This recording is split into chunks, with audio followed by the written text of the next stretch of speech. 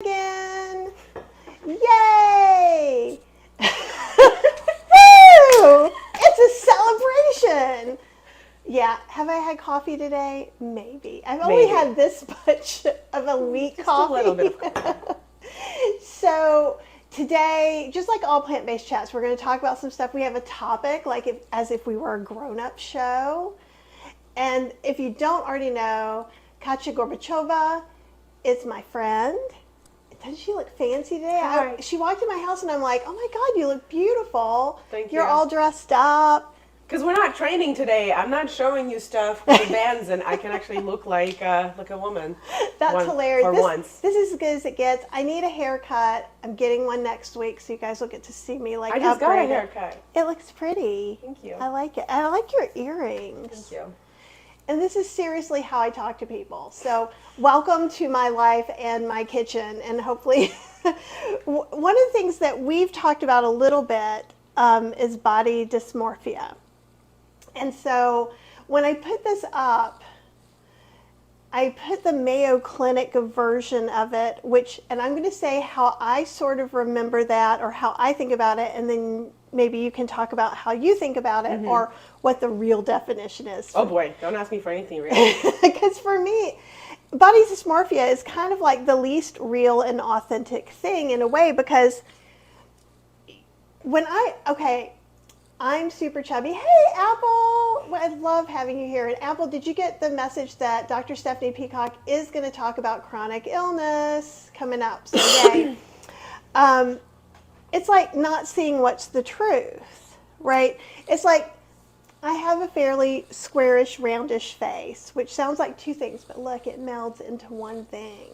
But it's my face. Okay. And I don't hate it. But there's sometimes, does anybody else go to the hairdresser and you're just staring at yourself in the mirror for all that time, and then you're just like, does my face always look like this? Do you ever feel, okay, maybe not. Maybe that's a Kathy thing. Or you're passing a mirror and you're like, whoa, I didn't know that's what that looked like. So sometimes I think it's either you're not seeing the truth. Like my face obviously doesn't morph into a giant balloon. No? Shape, right? So it's sometimes when we look at things so long, we just don't see what's really there. And I think sometimes, and again, this is my interpretation, I think that our feelings, insecurities, and sometimes what we see from the outside world also, I grew up in the 70s and early 80s. I mean, that's when heroin chic was good. And I was thin back then, and I was I don't know, 96 pounds or something. And I remember just going, oh, I ate this, I'm so fat now. Yeah, I pretty much grew up in Russia, where there's extra expectations for women, and we're supposed to be all made up and just look perfect from the moment you wake up, and also pretty thin, and every woman in your family will tell you that you look fat and your legs are, not long enough or not straight enough, or your something is wrong, and sit tall. Oh yeah, there's always pull it back, sit up. Hey, Sunny and Justine, and Justine says she does that too.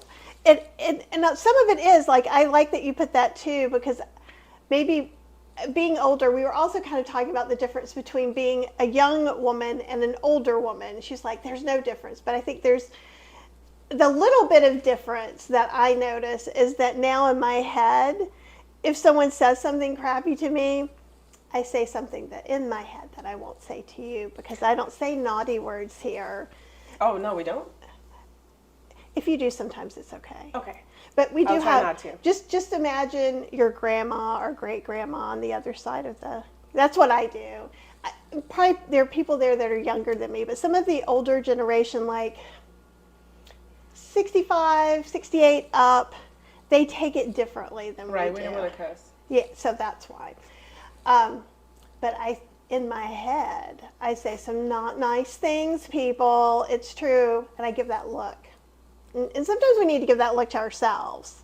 Because what we were saying, I think I had said, I used the word ignorant. Because I don't know a lot about the powerlifting space, and so Katya and I, every time we meet, I learn something new. And I said, "Oh, I'm just ignorant about that." And she's like, Yeah, that's not a good word. I don't like how you say that because, well, I wasn't the nicest to myself this past week, and one of my friends, Lindsay, she was like, "You're only allowed to say." She heard me saying to myself that I'm like stupid or something because I forgot something. And she's like, "No, you're only allowed to say things to yourself that you would tell your best friend." So, and that's a good rule of thumb. That you're ignorant, that they're ignorant? Probably not. Not in a nice normal conversation. No. So don't say that to yourself. You're not allowed. And I think that's good. And I think it's also more than okay. Just like, obviously I have this very intricate rule about generation. I'm also from the South, which is very similar in manners in some ways to like India or Japan, where there's like lots of unwritten rules. Like yeah, right. I'm pretty bad about those, and so I have no idea what half of those are, and I get in trouble. And I'm here to help you. Thanks. But because I was trying to explain this to the same person, because it was an Indian woman who was saying, yeah, we even say Mrs. someone. We never use an older person's first name, so it's kind of like that. But I think it's good to have these kind of rules. We have these rules for society and how we choose to act. Like, even if you got really, really mad at me, you're not going to hit me, right? Oh, no. Because it's a rule. What? No, or vice versa. Or if I get really mad at you, I'm not going to hit you because it's a rule I have. It's not a rule I have to look up all the time, just like, I would like to breathe, thank you. Let me look on my rule book. Just some things are just ingrained. Right. And I think what happens is the way we treat others is very ingrained. And we learn because we get feedback. We've gotten feedback about you're in kindergarten and you took somebody's block without asking and all broke out, right? And so you learned, oh, I need to do that. But there's not another person inside of you that goes, dude, seriously? You're saying all these mean things to me and you want me to do you a favor. But that's what we do, right? And so I think it's good to have some of these like little rules and guidelines. So I appreciate you saying that about ignorant. Like I work really hard not to say stupid to myself. Because that's what I did a couple of days ago. Oh, and it makes you feel bad. And it doesn't really it's one thing to say, I could have made a different choice. Like if I was talking to you, I would have said, you're not stupid. You just could have made a different choice, and now you've learned something, and look at this positive thing.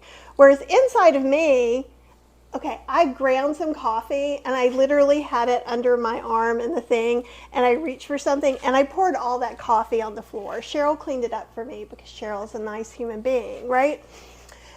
And I wasn't going, oh, next time perhaps you shouldn't carry it that way. I was like, oh.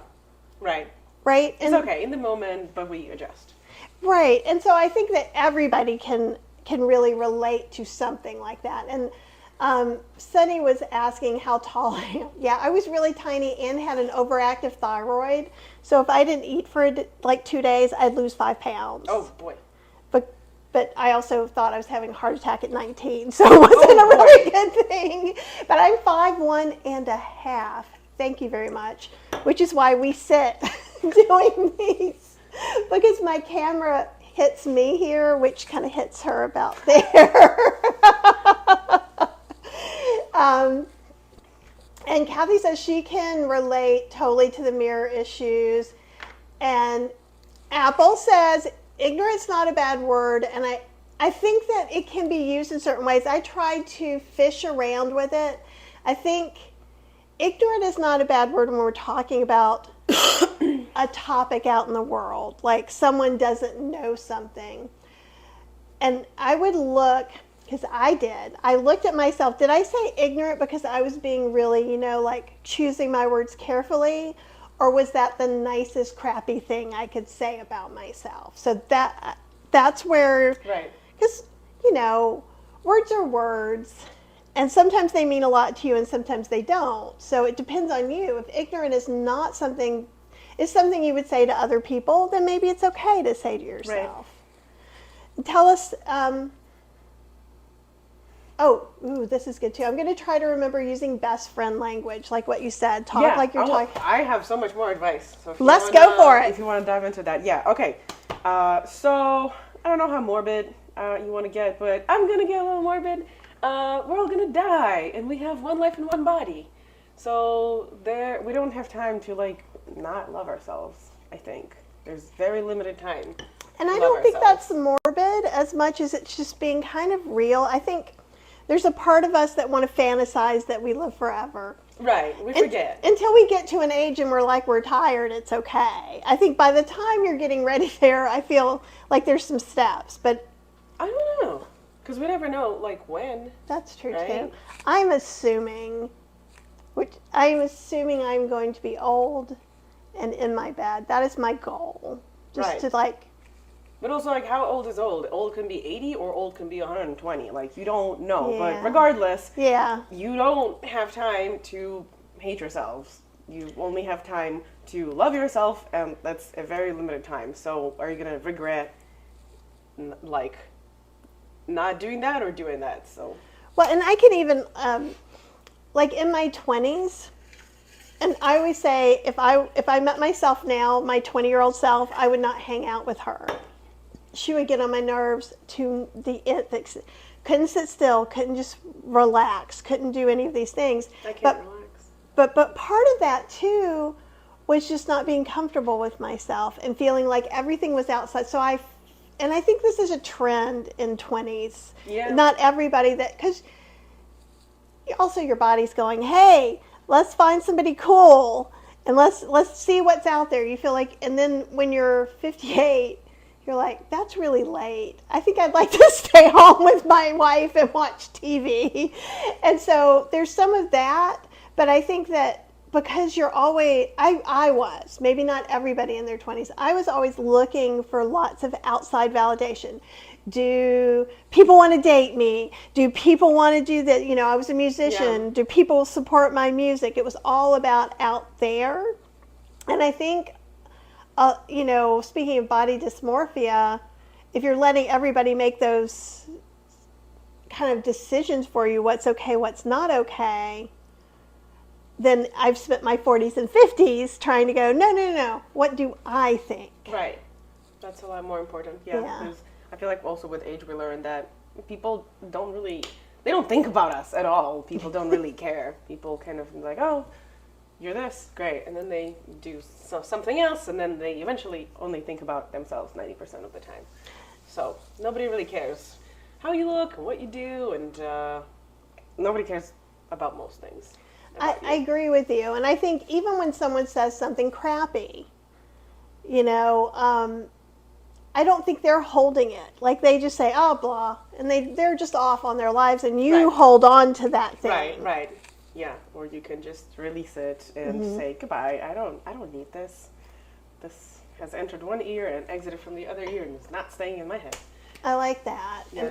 And just releasing things. I think this is a good time, like this kind of whole summer into fall. I always feel like it's a releasing time. It's a really good time to get rid of some bad habits and replace them with some good ones. Okay. And I think part of it's just because, at least in the U.S., we always go to school. So you're starting a new class or a new thing or whatever. So it's a good transition time. Mm-hmm. So I think it's a good time to start talking nicer to yourself and to do some small things. And I think I'm peeking, and I see a really juicy one coming up. Okay. So, I mean, I'm going to share my favorite exercise for, like, loving yourself and loving your body, or I guess accepting it and also not really, like, caring about it too much necessarily, because it's just a sack of meat and bones and a little bit of electricity. Like, it's not that much of a big deal as we think. You strip down naked and you stand in front of the mirror and you can write. You can take a notebook, you can take a pen and paper, or you can just talk to yourself, and you notice things about yourself that you like, or you notice things that you don't hate at least, and you can say like factual stuff like, if you can't find anything positive at all, you know, this is how my dad starts his morning. He will say, my eyes see, my legs walk, my heart beats, my lungs breathe, and he just starts describing like undeniable things. And then eventually you can get to something that actually is, pleasant and positive, to like, I stand tall, like my skin is glowing, my hair is sparkling, whatever you want to say, my body is beautiful, like I love my, my breasts, like my legs, etc. But those are a little bit harder, especially for people who have a hard time looking at themselves in the mirror dressed. So this is like a really extreme, I would say, technique. I give it to some of my clients. Almost nobody does it. But you can start small. You can start dressed. And you can, reveal one body part. You can put, you can be in panties and the top, or vice versa. You can be like in a bra and jeans, and then you can get down to the bikini. But if you're not ready for that, like at all, you can also focus on one body part per like a limited amount of time. Let's say this week, you are going to think about your, stomach, or your legs, or your, like, I was going to say triceps. What an athlete type of, your arms, I don't know, your neck, something else. And just whenever you have a moment in your phone or in your notebook, you can write something like, oh, I'm grateful that, my neck is like blah, blah, blah, and carries my head. And so pay attention, be grateful, write that stuff down, and try to collect all of the nice things. And at the end of the week, be like, I like that. And what I love, and I haven't heard this before, really?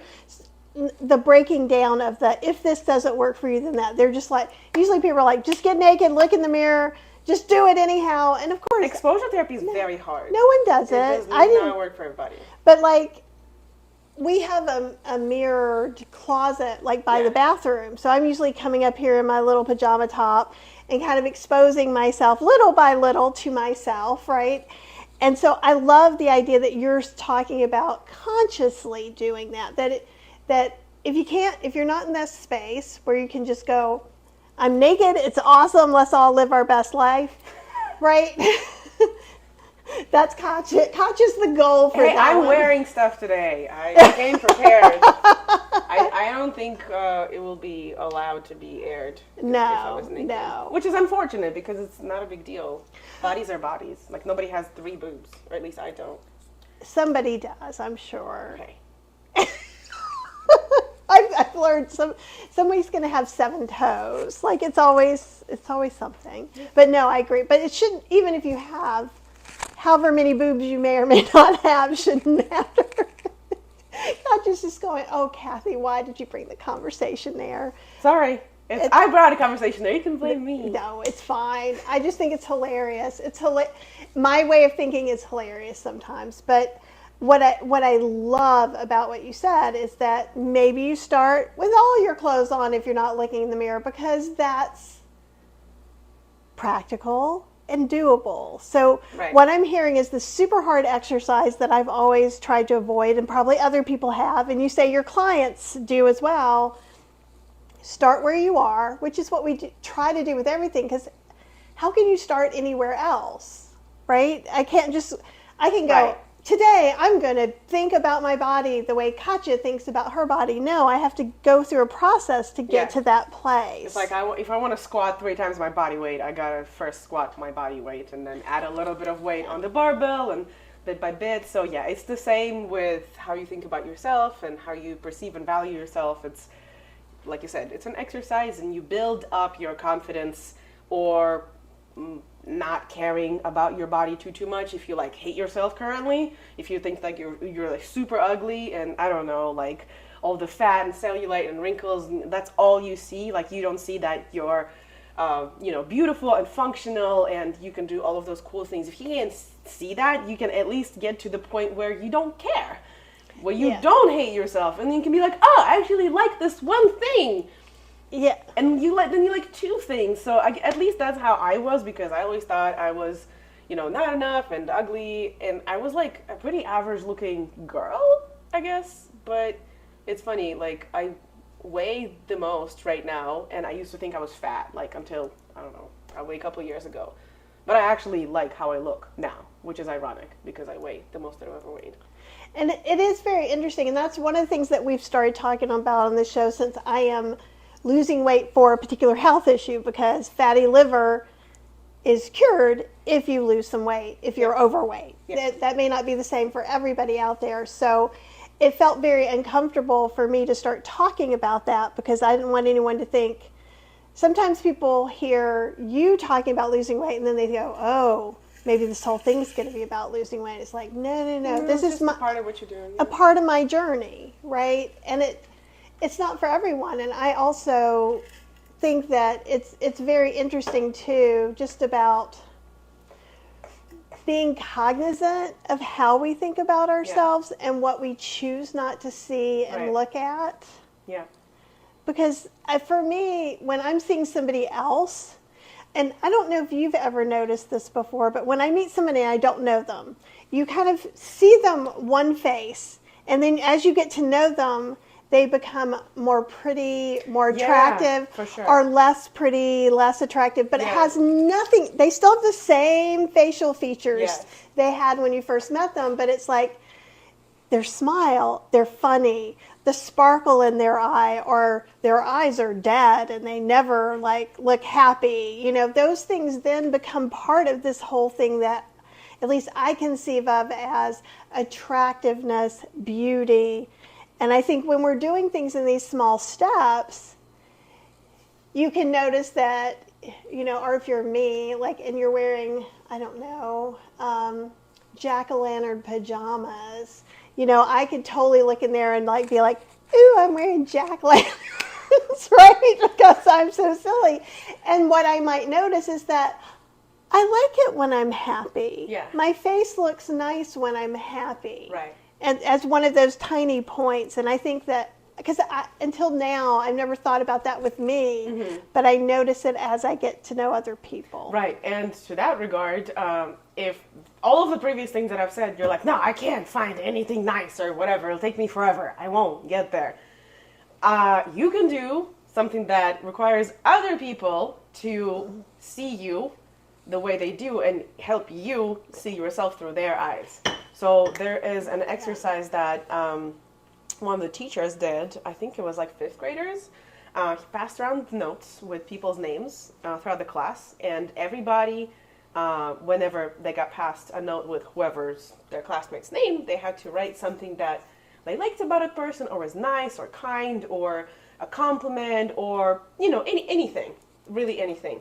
So the notes about all of the students got passed to all of the other students, and then at the end of the class, he just gave the notes with each student's name to whoever that was written to, and a lot of the people kept those through their, you know, adult and older ages, in their wallets, or if they were military, they took them to war, you know. So they, those things that people wrote in their childhood were so dear to them, because it's a lot easier to believe something when another person notices about you. So true. You can try to ask the people that you know care about you to write love letters to you, or kind words, and be like, hey, brother, sister, mother, neighbor, you know, I'm having a hard time in my life. Can you please write something that you appreciate about me, or anything you've noticed that is nice or kind? And again, asking those things could be odd, but you'll get used to it the more you do it. And if you start with people who feel more comfortable doing that, you'll feel better asking coworkers and, you know, people who are further away from you. But I love that. And my friend Faith, and you guys know Faith came on a while back, and she's delightful. You have to meet Faith at some point. She's a wonderful, wonderful human being, and she reads a lot of self-help books. So I got this text from her. She's like, and so did Cheryl. You know, I'm doing this thing, and it says to ask other people for what you're good at, or what they see in you. And it was kind of a gift to us to be able to tell her these, you know, because she's such a warm, wonderful person that she came over for dinner, and when she left, I had a thought that I'm so glad that I have a wonderful friend like Faith. Mm-hmm. And it gave me this opportunity to tell her that, which I just kind of tabled it, right? So I think when for me, if you're asking someone some of those things, remember how wonderful it is to tell other people nice things. Yeah. And let that, because like when I'm marketing books and stuff, like it was really hard because you're like, buy my book, you know, which of course I'm not doing, but I wrote it to help people. So I'm like, if this works for you, are you interested? So it's that same kind of thing. You're giving people an opportunity to also be kind, and then maybe they will also then ask some other people about what the similar things and get some really great feedback too. So I love it. I'm glad you do. Have anybody of you guys done anything like this? I'm just curious. Like written, I don't know, notes to other people, or like maybe over Christmas, collected those kinds of things, printed them out, put them, like I used to put them in little jars, and I would roll the little like compliments or whatever, and people would keep that jar on their desk, and whenever they get sad, they would take a note and unroll it and read something nice about themselves throughout the year. I guess that was the point. I love that. A long time ago, I did have a saved email folder that whenever someone would just say something nice, like maybe when I was doing Aikido, someone would say, oh, it was so great hanging out with you, and I put it in there. So if I was having a bad day, when I had a really bad breakup, I was like, okay, I'm open for all the interesting things or the happy things you might want to say. Viv is saying it's a nice idea, but could be awkward. You think it could be awkward. I bet other people won't even care at all. And it's true. And it might feel uncomfortable, but everything new feels uncomfortable. And you don't have to go, hey, what do you think I'm super awesome at, right? So there's a difference. You can just say, hey, I'm really trying to gather these things, and I want to get some outside influence on my inner talk. Right.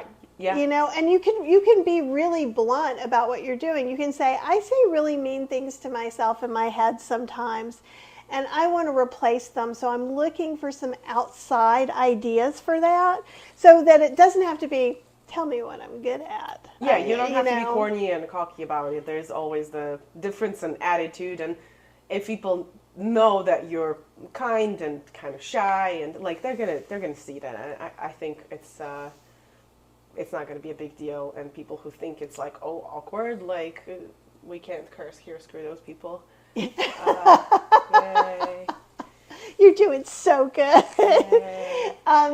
Betsy Champagne says, I have kids that have done this over the years, but it reminds me to do this more often for friends, especially the ones I know who's going through a hard time. And that's a brilliant thing to take out of this too. I don't want you to skip yourself either, but you certainly could take some of the things that you're using to help yourself with and turn that around and help other people having hard times. That's true. Too. You also don't just deserve to hear nice things only when you're having a hard time. Can you say that one more time? Because that was You deserve to hear nice stuff about yourself all of the time, not just when you're having a hard time. All of the time. I love that. Love that, because I don't know. I don't ask for things like that.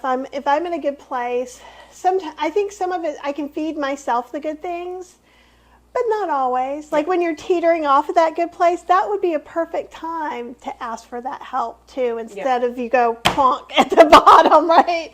Oh, I'm flailing. Now I need help. Kathy says we have a good news jar that we read at New Year's Eve to remind us the happy things we have done or been done for us in the past year. That's awesome. And yeah, everybody's loving the whole, we all deserve to hear good things all the time. I have another exercise. Okay, let's do it. Sorry for yawning. I'm not falling asleep, I promise. I gave her coffee, but it's kind of weak coffee. It's okay. I shouldn't have stayed up playing board games with friends yesterday.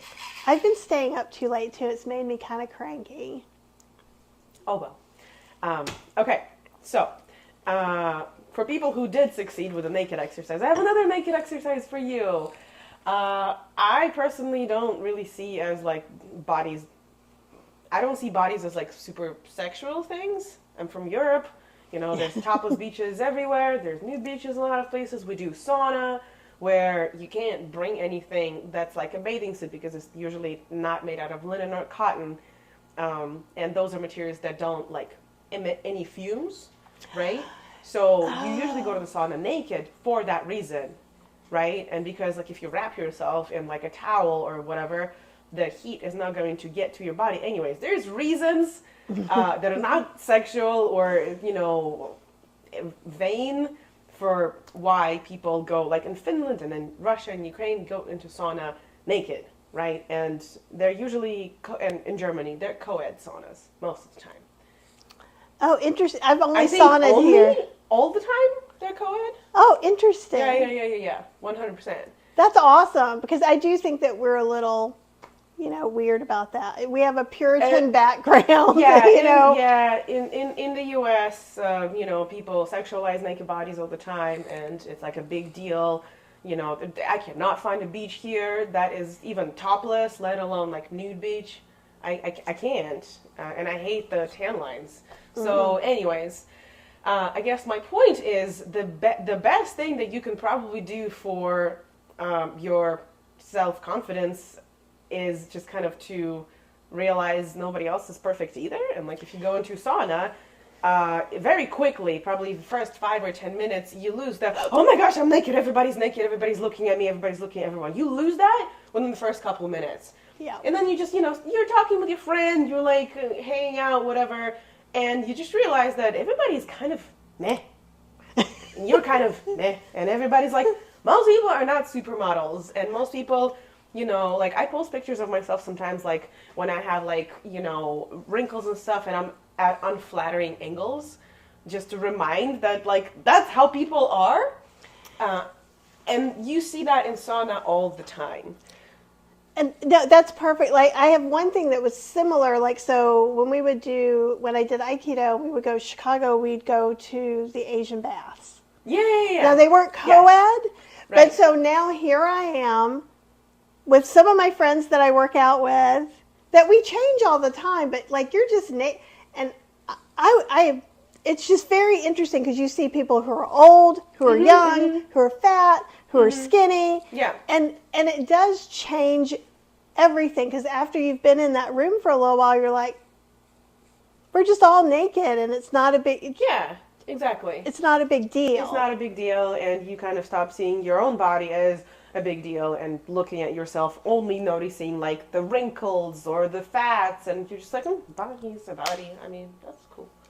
And it's true. I also, the less either you look at just general media, yes, or you pick things. 100%. So in my 30s, I definitely picked a lot of magazines that had different kinds of people, different nationalities, colors of skin, tall people, short people, skinny people, bigger people, because there's one, like when you're saying these model type people, we see them at the grocery store in line on front of the magazines as if they are just everywhere all the time, and like we are the 1% that aren't that. Right, yeah, there's a skew in the media, the people that are on the media that we consume, even now that there's like plus size models and bigger models and whatever, they're still hourglass shape. They still have like a cut jawline. They still have perfect skin. They still there's no cellulite or it's right, photoshopped out. Exactly. So even if like she's, I don't know, XXX, she's still going to be like whatever the curve that is in fashion that year. And you like, I'm apple shaped. I don't really have a waist. I'm kind of just, straight in here. And if I'm naked, I go like this. I just dress to like, I guess, flatter myself. Yeah. But like the only curves that I have is because I've been lifting. Like my legs are a little bigger, my butt's a little bigger, my back is a little bigger. But throughout my whole like childhood, when I was trying to lose weight, I did, but it was still like relatively apple shaped. And that is a shape that is never in fashion. What am I gonna do? Like I can't change that. And even if I did, like, people change, they do like butt implants and boob implants and all of those things.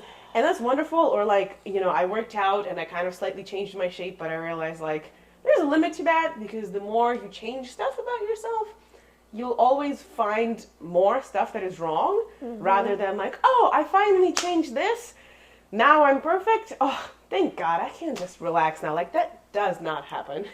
And it's true. And I think now, I mean, all through time, things have been screwed up about this, for sure. And there has always been body types coming in and out of fashion.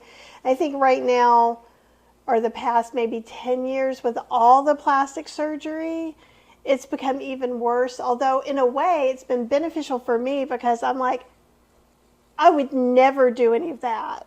So seeing that and going, well, I'm never going to have a Kardashian behind. Thank God. Right. I'm like, and you know, like, to me, I feel like I had major surgery because I had my wisdom teeth out. Like, I'm such a surgery wuss. Mm-hmm. But, you know, and what I'm seeing in this decade is that now it looks like that shape is changing some. So people are literally getting stuff put in their body, taken out of their body. Right. Something else put into Depending on the fashion. And, yeah. You know, I wear weird T-shirts. Obviously, I'm low maintenance when it comes. T-shirts. Oh, I love them. Yeah. I think they're, but you know, like, to me, I'm dressed up enough. I'll go anywhere. And so I'm kind of taking myself away from that. Yeah. And I think the fact, you know, with body dysmorphia being a thing, with ads being something, Apple said she was in her 40s before she saw Cosmo, and she said it was horrible. Oh, I love that. That's awesome. This is specifically for Katya. Apple shape for the win. All the apples. Love Absolutely. It. Thank you. And sometimes, you know, your body can change some, and that's okay. But it's just so crazy to me that people take things to such the nth degree. But little things like this help us be comfortable where we are. I mean, there's sometimes that you do have to have surgery. Maybe you do have a breast removed because you had cancer or something like that. My mother did, you know, and then you have to learn your new different body, right? So there's lots of reasons that bodies do change, you know, or like over the pandemic, I gained 30 pounds. That was a lot of change, you know, but you have to kind of just see where things are, what's going on, be with it in your head, because in no world other than a surgical world would I wake up and that magically be gone. I have to identify what did that. Do I want to change it? How am I going to change it, right? Yeah. And so that allows me to take ownership and empower myself. Right. But there's a lot of, like, you know, I'm sure I've said this more than enough times in my head. Oh, you're so stupid. You knew better than that. Why did you do that? You know, this whole blah, blah, blah, blah, blah, the friend you would never have in your head, you know, the gremlin. And one of the things Dr. Lim told me when in the McDougall program, which was so nice, he's like, what I want you to do is love on the part of Kathy you want to cut out of your life. And it was very powerful for me. And even saying it now, it makes me kind of tear up. Like, I don't know what it was. It just hit me at the right place at the right time. And he gave me a personal story about how that worked for him, which just drove it home. And it's kind of like that person isn't going away. Unfortunately, you cannot divorce the not nice person in your head, but you have to reason. You have to go. And you also have to remember that that thing developed trying to protect you from something. It may have developed when you were 5, and that's all the social skill you had. So, you know, teach it and let go. We don't talk like that. Yeah. What we say is, this is how we could do things different. And then it goes, oh, okay, I didn't know that was an option. Yeah. So I have another exercise for that. So, let's imagine a body part that bothers you. And I'm not going to be like, oh, fat, like butt or belly. We've talked enough about that. Let's say you have a long nose. You have, I don't know, like curvy legs or something. They're not like straight. That's like a big Russian thing. It's like having straight legs rather than like some kind of... Anyways, so let's say you think... your legs are some weird form and you really hate that and you're hiding it, you can't look at them in the mirror, whatever. We're going to try to separate that part from yourself, like, I don't know, imagine your legs or your nose or whatever you're talking to, and that body part is sitting in front of you, and it has its own mind and thoughts and whatever. So your legs think they're ugly. Okay, let's start thinking, when did that start happening? So we can ask, dear legs, since when do you think you're less than? Since when do you think you're ugly? And maybe you just kind of dig in, and you remember that, like you said, when you were a kid, you were 5, you were twirling in the skirt by the mirror, and, ready to go, like, hang out outside and play with kids, and your mom was like, Katya, your legs are kind of, they should be maybe put on some pants. They maybe should be hidden. Don't twirl in a skirt by the mirror. Maybe, and you just have started hiding your legs, and now it became like a part of you. Like, you don't even question that. But when did that really arise? And now that you figured out, okay, I have a problem with my legs. I cannot believe for the life of me that I have okay legs, okay legs to show to the world. So never wear short skirts or anything. So whenever you're ready, you can do some exposure therapy and, like, wear a short skirt and go into the world. Or, like, I used to not, like, accept, I guess, like, my waist and, like, my belly and stuff. Like, I'm here sitting on camera and, like, the world's not going to end tomorrow because somebody's going to see some cellulite on my belly. Oh, no. Right? So if you don't believe your legs deserve anything, put on the short skirt, go into the world, and you're going to see that nobody pays attention to whatever your legs are. The world's not going to end. You can still go about your day and do all of the things that you do, even though that is now exposed. I love that. And I kind of did that this year a little bit. So, like, usually, and I have baggy shorts on now. And usually I wear longer baggy shorts, and I've been wearing, like, little bike short kind of things. They're also not, like, the tighty, pushy ones. And I've gotten a little bit smaller for them, which is why I changed, because now they keep coming up more higher than I'm willing to share at this point. But this was the first year I'd worn something that tight around my legs. And so I'd go walking with my friend first. I wore them around my house, and Cheryl is here. Yeah. And then all of a sudden I'm like, these are the coolest, most, literal coolest, not like coolest. They're not that cool. But, like, they were just, when it was 100 degrees outside, I didn't get hot in them. And I wore them all over everywhere. Right. And it really did. So it really helped me desensitize, going, well, there's that little place. And it's always some little teeny tiny thing that probably no one else sees. And I will say this, one thing that helps me so much in my life is when I go out and I see especially a larger person who's showing more of their body than I would. I find it so inspiring. Yeah. Like, it's just inspiring. And when I see, like, the larger models are like, there's sometimes certain cultures of people who don't take it in the way that plain old white girl things does. At least American white girl culture is a little bit like, no, you should be thin. No, you should be this. Or it's also not the worst. Like, Russian white culture is so much worse. Like, I'm that big person when I go to Russia, and I'm, like, in a pretty revealing bathing suit, and all my skinny girlfriends are like, whoa, she's so brave. That's interesting. Yeah. That's very interesting, because, like, and I appreciate that too, because sometimes it's easy to also get into this, like, little thing of, like, well, if I'd grown up differently, everything would be fine. Well, no, you just be in another set of crap you got to get over. There is no perfect, there's no way to go back, and there's only going forward. So. Yeah, pretty much, yeah. Oh, and Kathy says she loves to see that too. And just for all the people, like, even, like, I tend to wear my shirts a little big because I have a little roll here. Possibly more than a little.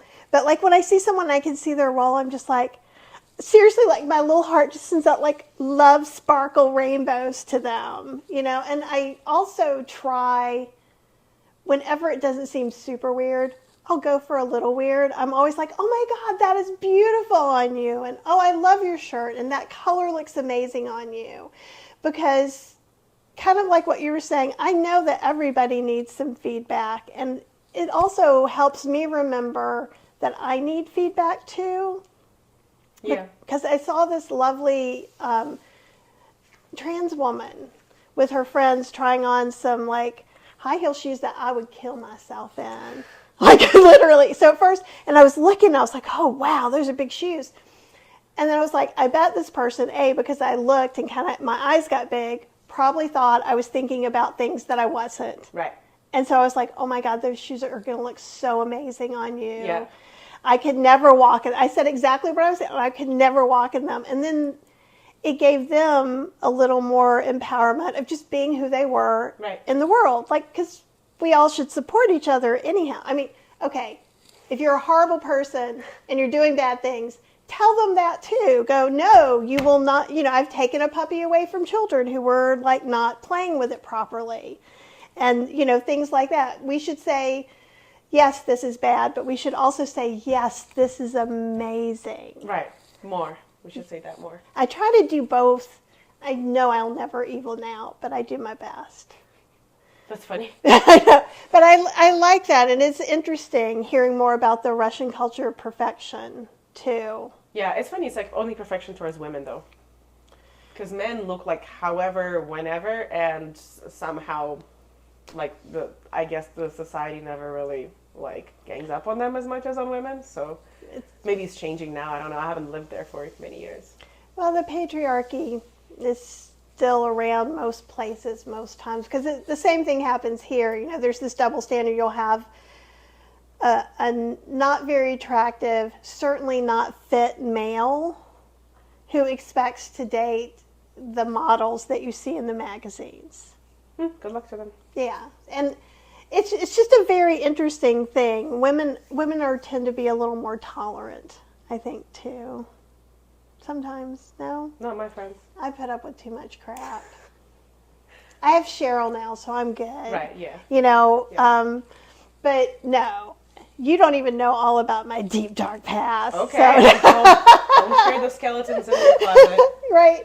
So, because I was looking for external validation, so of course I dated a bunch of people for external validation. And I think that perpetuates that whole women work hard, men don't have to, because there's enough people trying to validate themselves oftentimes. Yeah, I mean, men are looking for validation too. Everybody, it's true. No matter how they identify, is looking for validation. But it doesn't solve anything. Like, the more validation you get, it's not like it helps you resolve your inner demons.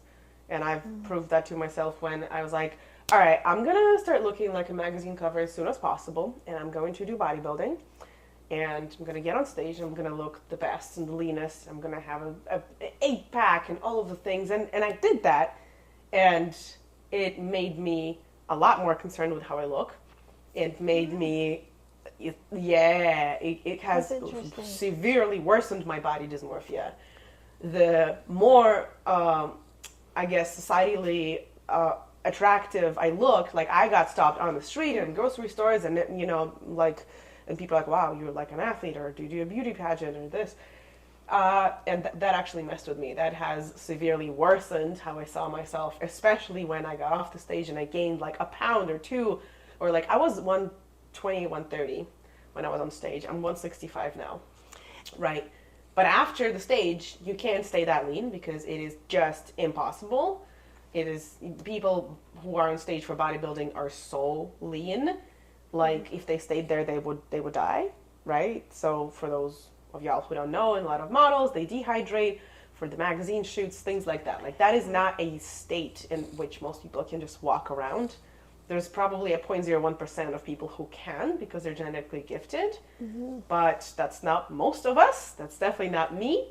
I lose my period before I see my six-pack, typically. Wow. Yeah. Wow.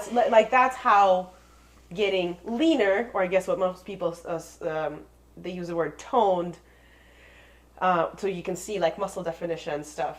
That's how it affects your body. It's that unhealthy. Like, you literally are on, like, their body's shutting down. You're losing hair and skin and nails and stuff, like, and I felt it all, right? And then I gained a little bit of weight, and I was like, wow, I cannot stay in that perfect look that I desired so much, where people gave me all the validation, right?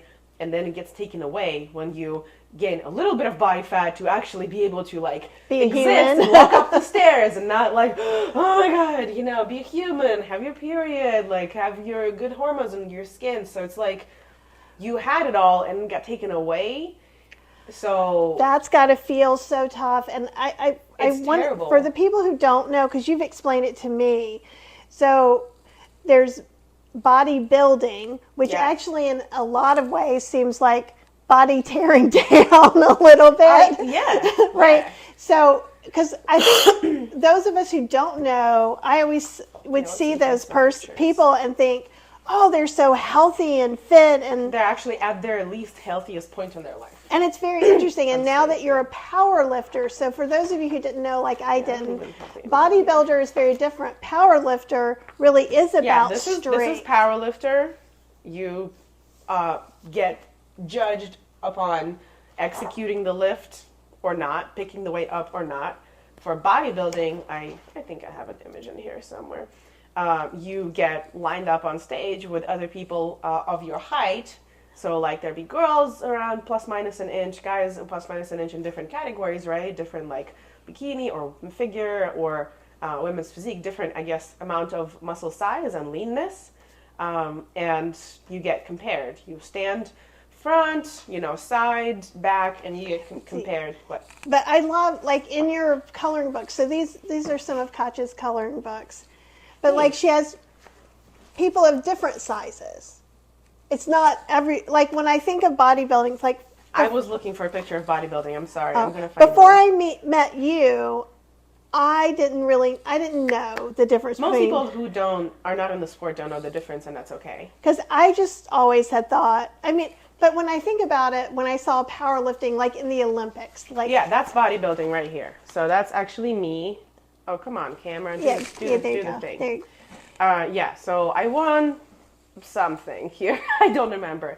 I think I won like an open or overall class in bikini.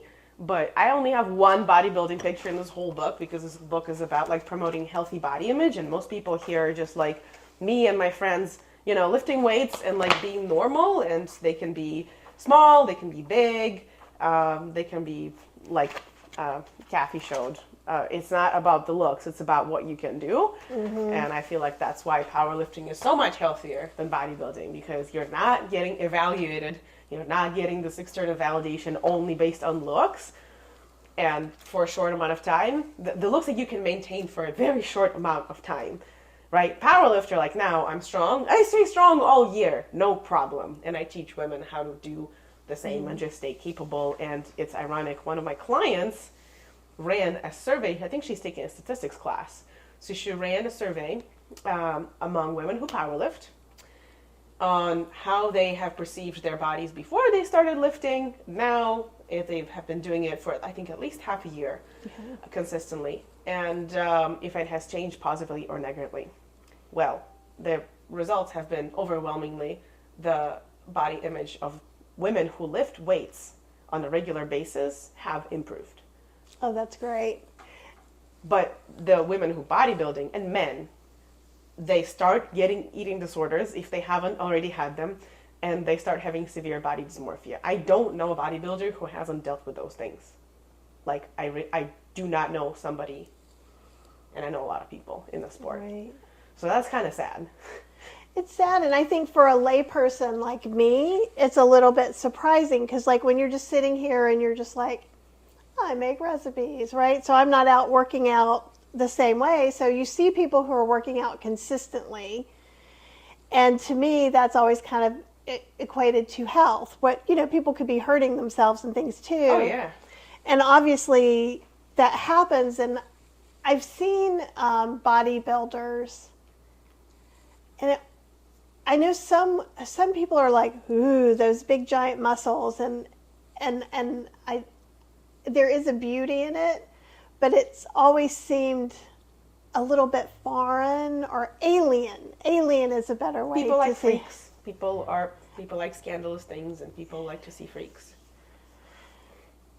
And I guess, yeah, it's just interesting. It's because I don't think I've delved into it in my brain, but that's not something before I met you that I was exposed to in anything other than seeing a picture in a magazine, right? So not knowing the people's story behind it. Yeah. Well, I mean, I'll tell you why we see more of that is think about like on your, I don't know, on your news or your Instagram feedback page or anywhere, you open it up and you see somebody lifting a weight or somebody, you know, looking like a supermodel, all like 8-pack and all beautiful. What picture are you gonna, your eyes gonna just naturally go to? What are you probably gonna click on? What may you share with your friend? And that's how that stuff gets more popular, is because like if somebody sees me or you, they're unlikely going to just be like, oh, I'm going to share this. We're just normal humans.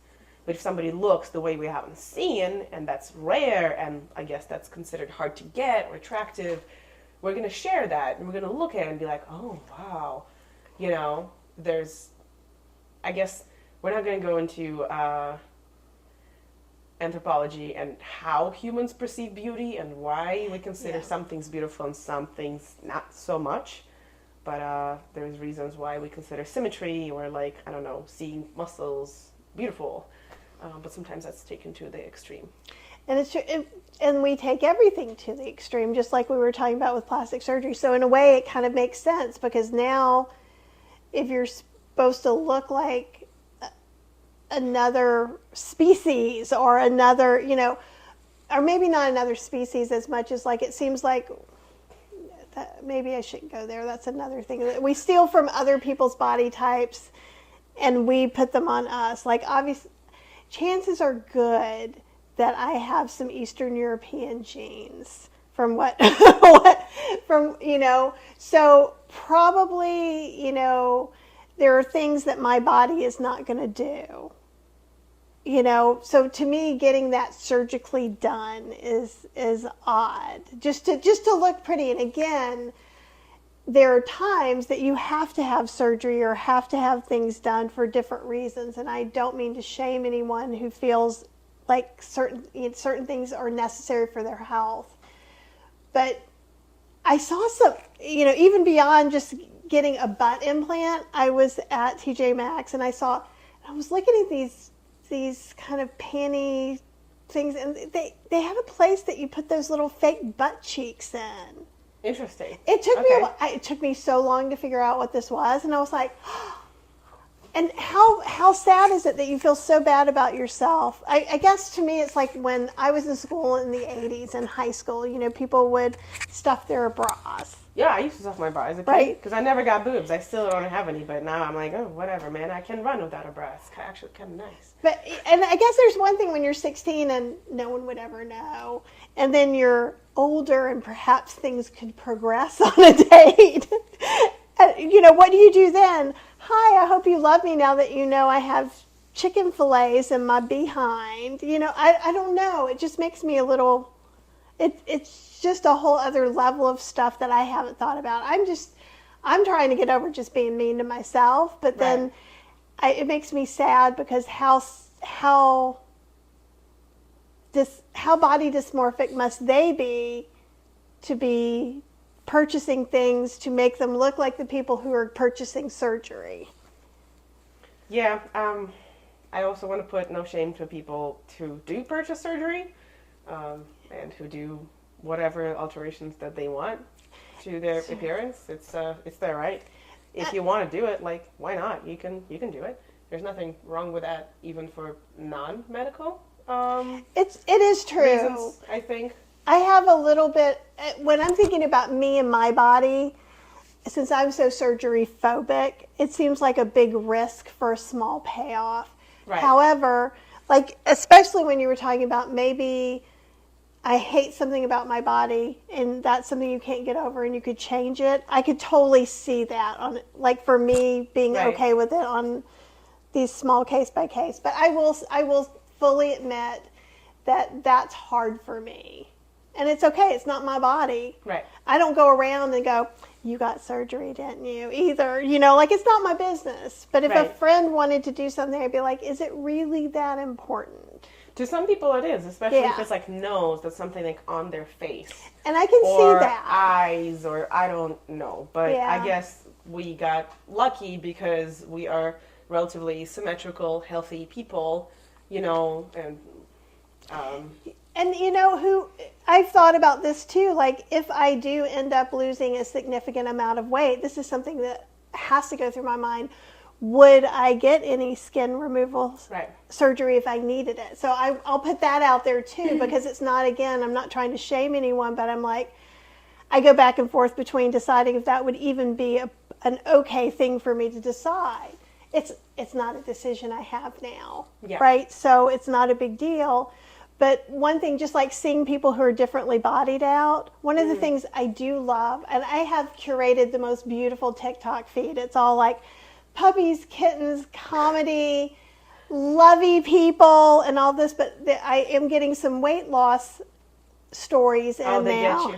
Yeah, they get you. But like some people who are just showing their loose skin going, yeah, and like my friend Josh Lajani, who lost like, what did he lose, 150 pounds? And he's an ultra marathon runner. I mean, he is fit and he is a cutie. And if you're watching, I mean it. But he's like my little brother too, so it's not like that. But, you know, because the last time I saw him in person, I went up and gave him a big hug. And I'm like, ooh, we need to do like a whole food plant-based calendar of Josh shots. And he's like, yeah, me and my loose skin. I was like, nobody sees your loose skin, buddy. Everybody sees this. But it's very interesting just how you might think of things differently. Right. So what else we got? What else we got? I guess my last thing is don't take yourself too seriously. I sometimes get back to my head and think that things about like what I do and how people look at me and everything is just so important and so serious. And you know, Stephen, he says it's not that serious a lot. Like when we're at Veg Fest or somewhere, if, you know, people start getting nervous and it's really not that serious, he's going to say it's not that serious. And most things in life aren't. So I feel like that's the note that I would write and put on the mirror or on my computer desk. And you're only allowed to say things to yourself that you would tell your best friend. That is currently on my desk. And I look at it every morning or every day when I look at my computer and I need to like get a pen. I'm like, oh yeah, absolutely. I like all of those homeworks. I really, really do. And for those of you watching the live or later on, you know what you could do? You could put something nice about yourself in the comments. And I'm not even just doing it to get you, you can email me if you don't want it to be public. You can email me too. Just to have it go out into the atmosphere. I said this because like speaking words can be very powerful, you know, and saying I can do this, I will do this, really creates an amazing thing that can happen. And you can say I am this, you know, I am beautiful, I am strong, you know. There are all these different things, and that's so basic. You can say stuff. Start with the facts. My eyes see, my legs walk, my lungs breathe. Start easy, and you will grow to I am strong and beautiful. If you have a hard time saying that right now, and yeah, you're seeing us. We're not seeing you. Why are you not naked yet? You should just. No, I'm serious. No, I know you're serious. It just hit me so I funny. can't right now. I'm very jealous, but we can't see you. So why don't you just get naked and do, you know, the random things around your house, wash your dishes, have lunch, just get used to being in your own skin. And I love that. I do love that. You will lose the importance about everything that you think is just, oh my God, it's not that serious. It's okay. If you want to see other people in their strong or any shapes, this book is on Amazon. And it's a coloring book, so you get to have fun and learn things. It's you're not going to learn anything. It just has stupid, funny, motivational. You're learning. I feel like you're learning about yourself as you're seeing how you feel about the sayings, or like maybe I see someone lifting a big, I see that and I go, oh yeah, that's not ever going to happen. But so I could sit there and go, why am I saying that? Is it because I don't want to be up on those things that high? Or is it because I think I can never be that strong? And that's a whole conversation I could have. I work hard at learning, evidently. If I'm not learning, at Home Goods looking at Halloween things, so there needs to be some balance. Oh, nice. Yeah, but though this was beautiful, and Apple was saying the shape of her body is the least interesting thing about her, and I love that. I'm grateful for growing up in a culture that didn't value appearances. Yeah. And also said that she's lost 130 pounds. And she said, yeah, there's loose skin. I couldn't care less about it, which I think is beautiful. It's beautiful to hear. And then Betsy's saying, awesome, Apple, and thank you both for, she's thanking us for a great discussion. Joanne is here, and I'm a loving person who's dedicated to family and friends, and I love that. And,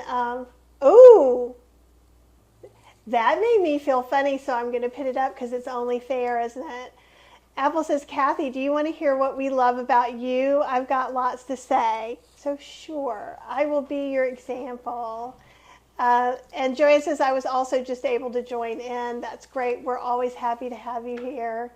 Catherine says, really appreciate this conversation. Part of my inspiration to stop judging myself was that I wanted to stop judging others and sending them that harmful energy. And that is a really neat way to look at things. If you have trouble being kind to yourself, but you know you want to be kind to others, that is a great way. Actually, I don't think you are sending them the harmful energy.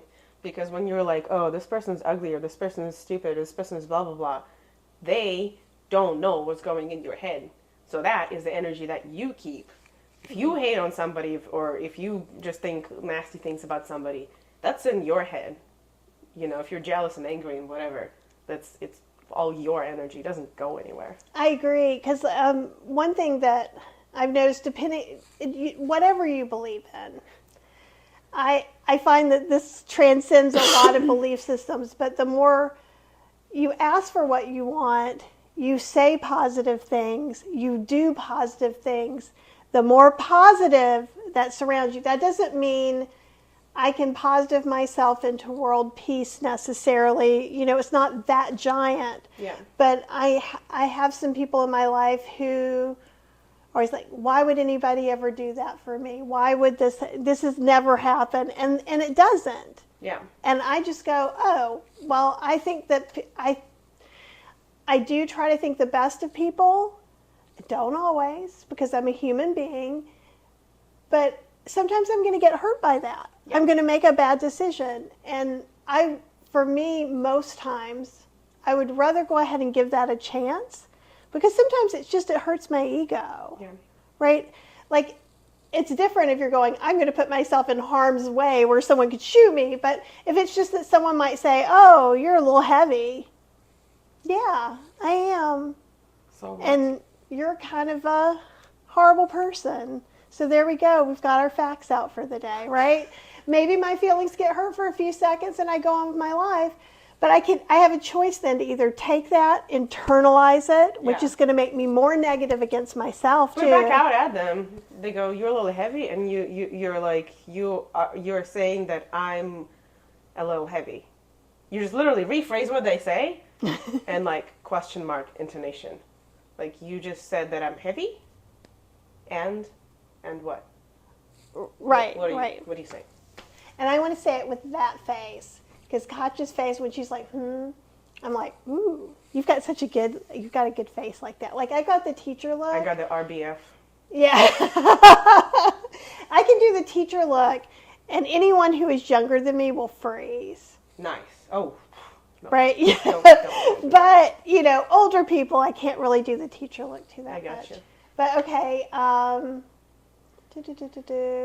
Kathy says, that's so true, Katya. Thanks for the reminder. You're welcome. Joanne says, no one seeks negative energy. And just look, there's tons of positive things. You have more things? I forgot. I brought 2 books that I wanted to share. They're both by Susie Orbach. She's amazing. She is. Yeah, so if you haven't read them, Fat is a Feminist Issue is one amazing book. Could not recommend more. And then the other one is Bodies. So if you have to pick, read Fat is a Feminist Issue. Oh my God, you will be so mad when you're reading this book. And do you have anything else that you want to send out into the ethos before we go? I just want to thank you guys for letting us share all the things and my stupid exercises. Or I guess, no, they're not stupid. Oh my God, I did that to myself. Okay. I'm only happy because she caught me, so I'm happy she caught her. Share my amazing, insightful ideas. Yeah, extreme exercises for some. Let us know either in the comments, or you can email me, or you can send me a message on Instagram, Facebook, LinkedIn, wherever you're at. If any of those things have worked, I want to thank people on my IG who have asked me questions or told me things to bring up first. Did we get to all of them? I think we got to most of them, yeah. Okay. The most relevant ones. So thanks for people who helped me prepare this. And again, if you have anything to add or any questions for me, you can reach me and let us know which of the exercises were actually useful. Well, thank you. Thank you for always being willing to come over and just have these like Wild West chats where there's like no preparation. You obviously prepared, but we just kind of just live our best lives and chat and help people, and your insight is really appreciated. Thank you. I just know you're going to feed me after, so. And I am going to feed her after. This is the first time that I'm not going ahead and making stuff for her because I have all these leftovers. So she gets to choose from. I have like some Kung Pao tofu. Oh, nice. I have a whole Mexican thing with some homemade salsa. We could do tacos or bowls. I have lima beans and some zucchini. I have some spaghetti squash. Okay, let's go eat. Okay, so you guys go have fun. I will be back on probably tomorrow or Friday, and I'll make something. We'll make something else together because you guys like that. As you saw, I took the Kung Pao, and I was like, well, I don't have these three things, so this is what we're substituting. So anyhow, big hugs to you guys. Be kind to yourself. You know, be patient with yourself. Start with these exercises where you can and just move forward at your own pace. You are amazing. You're doing great things, and you're going to get even better. Okay?